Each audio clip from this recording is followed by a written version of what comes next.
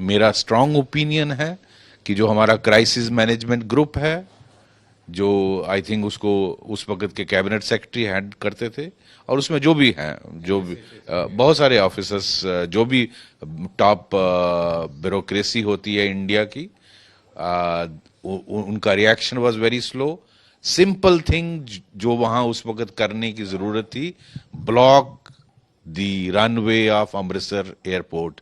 अगर वो छोटा सा ये काम था कि उस वक्त या तो वो जो लोकल ऑफिसर थे वहां पर अमृतसर में, they should have done it without waiting for the orders. कई लोगों का ये तर्क आता है कि जो टायर्स हैं विमान के, उस पर अगर शार्प शूटर या स्नाइपर शूटर के जरिए फायर किया जाता तो विमान वहां से उड़ ही नहीं पाता, और एक बार अमृतसर से विमान चला गया तो फिर हमारे हाथ से जो पूरा खेल है वो निकल गया। ठीक, ये भी व्यू पॉइंट है। टायरों पर गोली मार दी, लेकिन उसमें एक एप्रीहेंशन ये रहती थी कि जब आप गोली मारोगे, जो अंदर टेररिस्ट हैं वो आपके सिविलियंस को भी मार देंगे। हाँ, उससे ज्यादा इसमें उनको पता चल जाता है जब गोली चलती। उससे सिंपल तरीका था, ब्लॉक द रनवे, और इनको पता भी नहीं चलना था। अगर ब्लॉक किया होता तो जहाज उड़ नहीं सकता, और अगर वो जहाज अमृतसर एयरपोर्ट से टेक ऑफ नहीं करता और कंधार नहीं जाता, the whole scenario would have been different. तो I think the crisis management group, जिसको ये डिसीजन लेना चाहिए था, they were slow in their reaction. और जब तक वो ये सारा मिलते और ये सारा डिसाइड करते, तब तक बहुत देर हो चुकी थी। या जो लोकल ऑफिसर थे वहां अमृतसर में, they should have taken the risk in the national interest, not waiting for crisis management group to respond, on their own decision ले लेते और इसको ब्लॉक कर देते, कुछ भी नहीं होता। मतलब आप मानते हैं कि कहीं ना कहीं फैसला लेने में देरी हुई, विफलता हुई? That is typical of Indian bureaucracy, and I would blame them only, because ये सारा उनकी नालायकी की वजह से हुआ। और I think they need, or they owe an explanation to the nation. अच्छा डॉक्टर एसपी वैद, उस समय जो फिर वार्ता हुई आतंकवादियों के साथ, जो निगोशिएशंस चली, बाद में इसी चीज पर जो है सहमति बनी कि जो 3 खूंखार आतंकवादी हमारी जेलों में यहाँ बंद थे, मौलाना मसूद अजहर, मुश्ताक ये लटरम, और साथ ही में उमर शेख, इन तीनों को छोड़ दिया गया। और जो सबसे खूंखार इनमें आतंकवादी था मौलाना मसूद अजहर, जो कि यहाँ जम्मू की ही कोट बलवाल जेल में उस समय बंद था। डॉक्टर एसपी वैद, क्योंकि आप उस समय तत्कालीन एसएसपी थे जम्मू के, अगर डीआईजी थे जम्मू के, कई बार मौलाना मसूद अजहर ने षड्यंत्र रचा था जेल से भागने का। एक बार तो टनल भी खोदी गई थी। तो अगर ऐसे इनपुट्स थे कि इसको जेल से भगाने का कोई प्लान बन रहा है, षड्यंत्र बन रहा है, तो उस पर वर्कआउट किया गया, क्या उस पर हुआ, आप जरा बताइए। देखिए, ये तीनों जो टेररिस्ट थे, तीनों खूनखार टेररिस्ट थे, और सबसे ऊपर तो मौलाना अजहर मसूद था जो कोट बलवाल जेल में था। Umar Sheikh also very dangerous, and मुशार लटरम आप जानते हैं डाउनटाउन का श्रीनगर का बहुत ही खतरनाक टेररिस्ट था। अजहर मसूद चूंकि यहाँ था, उसको बचाने के लिए बहुत सारे कोशिशें हुई। एक बार 7 टेररिस्ट का ग्रुप कानाचक के इलाके से इन्फिल्ट्रेट हुआ with the intention to attack Kot Balwal jail, और इसको छुड़ाने के लिए, इसके साथ बाकी जो लोग थे। और हाईली प्रोटेक्टेड जेल है ये, लेकिन हमें उसकी इंफॉर्मेशन पहले मिल गई, before they could reach the jail, और हमने 7 टेररिस्टों को न्यूट्रलाइज कर दिया इससे पहले कि वो कोटवाल जेल पहुंचते। इसी तरह टनल निकालने की कोशिश की। तो जैसे आप कह रहे हैं, बहुत सारी कोशिशें हुई हैं, क्योंकि इसको ISI was desperate to get him back to Pakistan. तो फिर अगर ये सब कुछ हो रहा था, तो आपको क्या लगता है केंद्रीय स्तर पर, मैं केंद्र सरकार की बात कर रहा हूं, कि इसको यहां से निकाल लेते, कहीं और किसी जेल में ले जाते, पूरा उसको सीक्रेसी रखा जाता, ये सब क्यों नहीं हुआ? आई डोंट नो, ये डिसीजन होना चाहिए था और उसको कोट बलवाल में रखा गया। पहले तो ऐसे खूनखार टेररिस्ट को जिंदा पकड़ना ही नहीं चाहिए। मेरा तो व्यू बिल्कुल डिफरेंट है। और मैं इसी पर आता हूं डॉक्टर एसपी वैद, क्योंकि जैसे कि आपने भी कहा कि उस समय आप जम्मू के तब के तत्कालीन डीआईजी थे।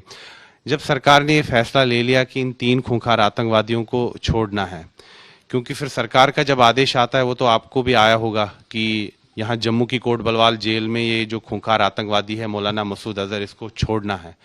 और चूंकि आप डीआईजी थे, आपको स्वयं भी वहां जाना था। उस समय आपके मन में क्या चल रहा था, क्योंकि एक पुलिस अफसर के नाते, क्योंकि आपने कश्मीर घाटी में भी आतंकवाद से जंग लड़ी है, मन में क्या चल रहा था आप?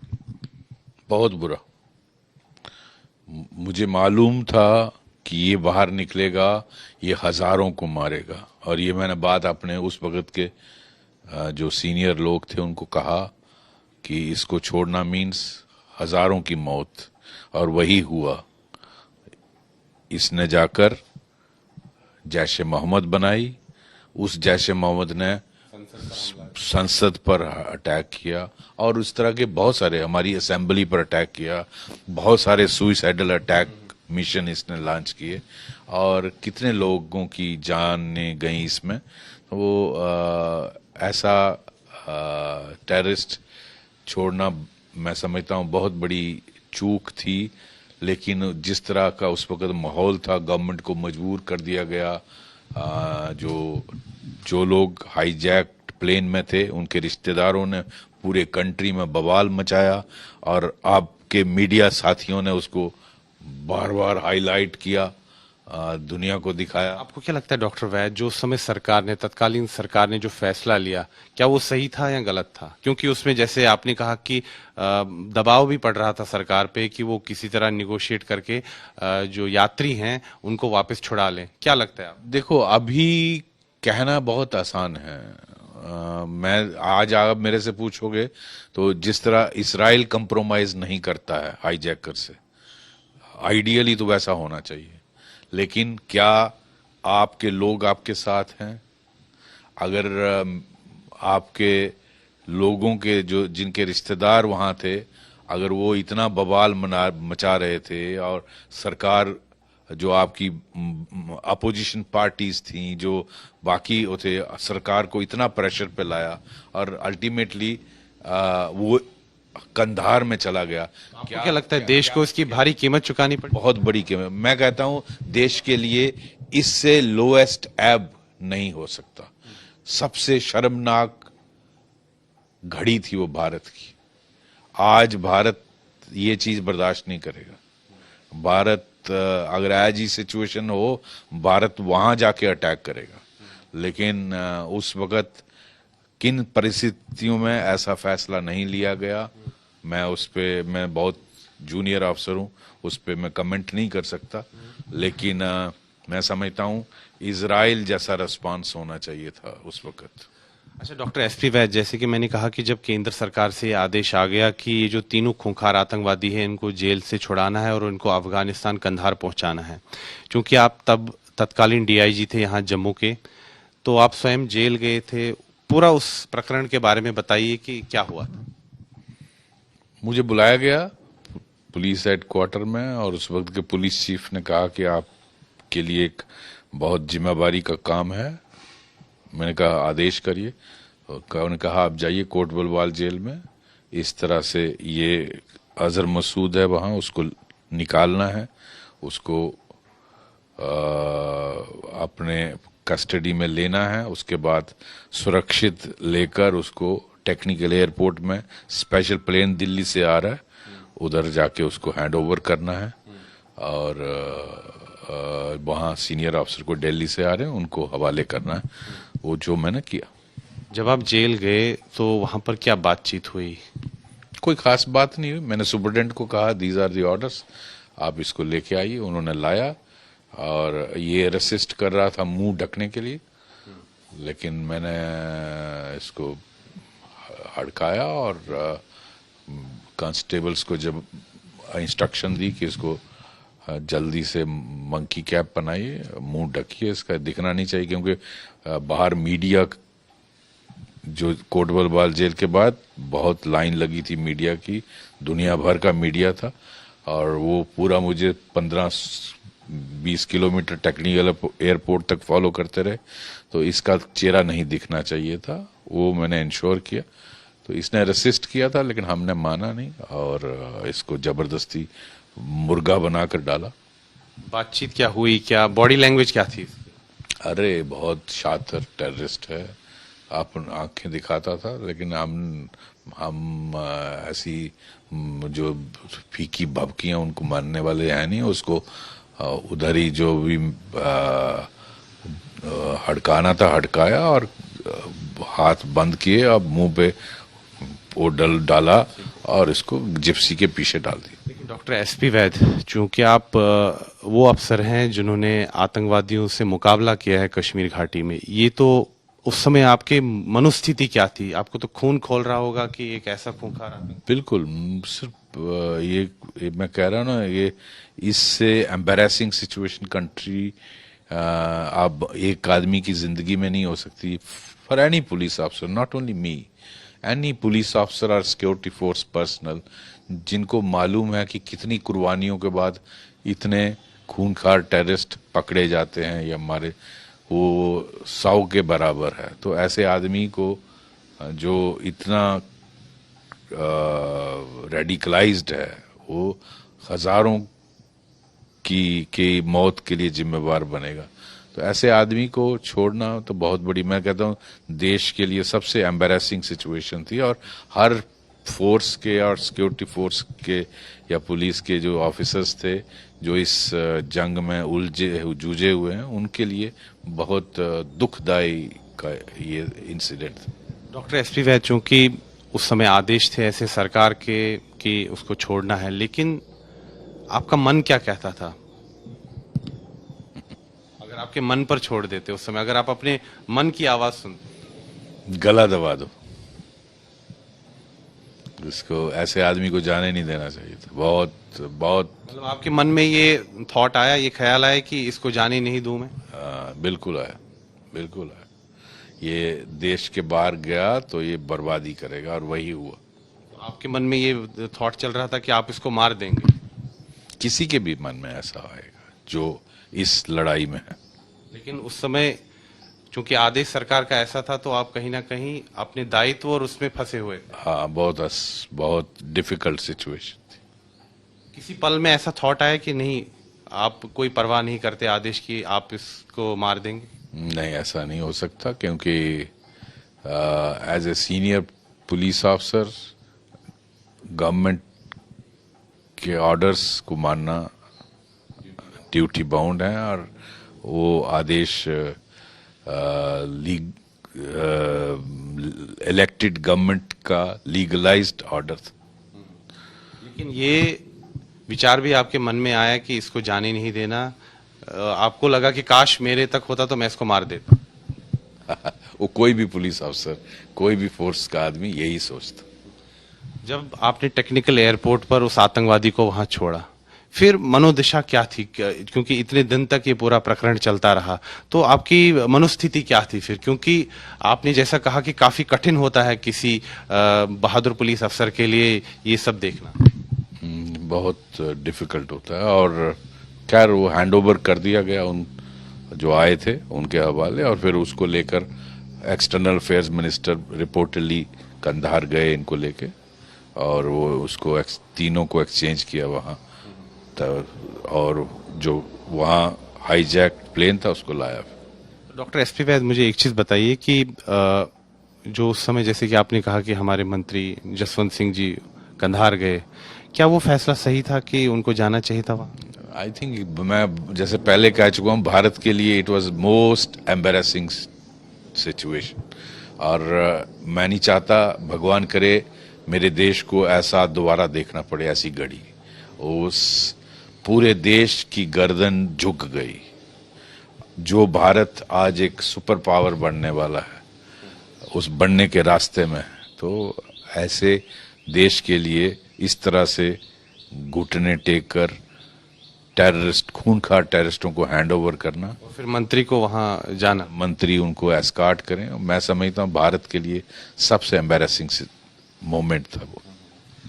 चूंकि आप उस समय तत्कालीन डीआईजी थे यहाँ जम्मू में, तो मुझे एक चीज़ बताइए कि चूंकि आपकी अलग अलग पुलिस अफसरों से भी बात होती होगी, मोराल तो काफ़ी कम हो गया होगा, मनोबल गिर गया होगा उस समय सुरक्षा बलों का। सभी का, सभी पुलिस ऑफिसर, सभी पैरामिलिट्री आर्मी, सभी को बहुत बुरा लगा और बहुत सबके लिए एक बहुत ही एम्बैरेसिंग सिचुएशन थी।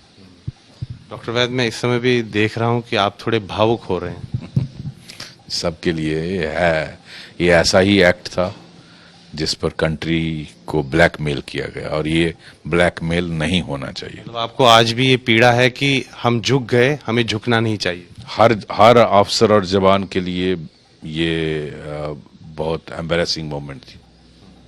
अच्छा डॉक्टर वैद, एक और चीज़ पूछना चाहूँगा आपसे मैं, जब जैसे कि आपने कहा कि आप कोटबलवाल जेल से फिर सीधा टेक्निकल एयरपोर्ट जम्मू की तरफ जा रहे थे, रास्ते में क्या उसने कोई प्रोवोकेटिव बात की, कुछ ऐसा कुछ? नहीं, कोई प्रोवोकेटिव बात नहीं, सिर्फ वो जब उसको पहनाने की कोशिश की मंकी कैप, तो वो तस्बीह फेर रहा था, तो कहने लगा जी मैं तस्बीह चला रहा हूँ, मेरा मुंह बंद नहीं करिए। तो मैंने कहा कि जो अंधा होता है वो खुदा का नाम नहीं ले सकता क्या तुम्हारा मतलब है कि अगर तुझे पहना दी जाएगी ये मंकी कैप या तुम्हारी आंखें बंद कर दी जाए, मुंह बंद कर दिया जाए, तो तुम तस्बीह नहीं फेर सकते, खुदा को याद नहीं कर सकते। फिर वो चुप हो गए। कोई गाली गलौज, कुछ बदतमीजी? कोई गाली गलौज नहीं, कोई गाली। तो उसकी बॉडी लैंग्वेज क्या कहती थी? बहुत स्टेयर करता था। मतलब ऐसा उसको, उसकी बॉडी लैंग्वेज से आपको लगा कि वो, कि देखिए हमने आपकी पूरी सरकार को झुका दिया? हाँ, वो उसके भाव वैसे थे, अकड़ के बात कर रहा था। हाँ, उसको पता था, मुझे लगता कि मुझे लेके जा रहे। तो क्या जब ये IC-814 की हाईजैकिंग हुई, क्या मौलाना मसूद अजहर को ये बात पता लगी कि ऐसे हुआ, हाईजैकिंग हो रही, उसकी छुड़ाने की जो है मांग हो रही है? मुझे लगता वो अवेयर था इस सारी प्रक्रिया से, कोई उसको इन्फॉर्म कर रहा था। क्या उसको रोज अखबार दिया जाता था पढ़ने के लिए? शायद देखता होगा कुछ, कोई उसका जरिया होगा, जिस तरह से उसको उसकी हाव भाव से लग रहा था कि उसको पता है। डॉक्टर SP वैद, एक आखिरी सवाल, जैसे कि आपने कहा कि कई प्रयास हुए मौलाना मसूद अजहर को कोटबलवाल जेल से भगाने के। एक प्रयास हुआ था, टनल खोदी गई थी, काफी लंबी टनल खोदी गई थी, उसमें ट्यूबलाइट थे, साजो सामान था। तो डॉक्टर SP वैद, मुझे एक चीज बताइए कि इतनी बड़ी जेल में इतनी बड़ी टनल खोदी जा रही है, मलबा निकल रहा है, तो आपको क्या लगता है कहीं ये अंदर के लोग भी कुछ मिली भगत थी? देखिए, ये ऐसे काम बिना मिली भगत के हो नहीं सकते। आप इंस्ट्रूमेंट कैसे गए अंदर, मोबाइल अंदर कैसे जाते? कुछ अफसर मिले हुए होंगे। ऑब्वियसली हम लोगों का करैक्टर है नहीं, हम पैसे के लिए कुछ भी करते हैं, देश हो या सिक्योरिटी हो। हम सब इस देश में इतना खतरा पाकिस्तान और चाइना से नहीं जितना अपने लोगों से। तो बाद में जांच हुई कि ये कौन अफसर थे जिन्होंने मौलाना मसूद अजहर को सहायता पहुंचाई, उसको भगाने में उस सहायता की? मुझे उसकी नॉलेज नहीं, वो शायद जेल वाले अफसर्स जानते होंगे कि क्या हुआ उसका, मुझे मालूम नहीं। कुछ एक्शन हुई, कोई कार्रवाई हुई, कोई जांच बैठाई गई? ऑब्वियसली जांच बैठी होगी, उसका क्या हुआ मुझे मालूम नहीं। कुछ पता नहीं लग पाया।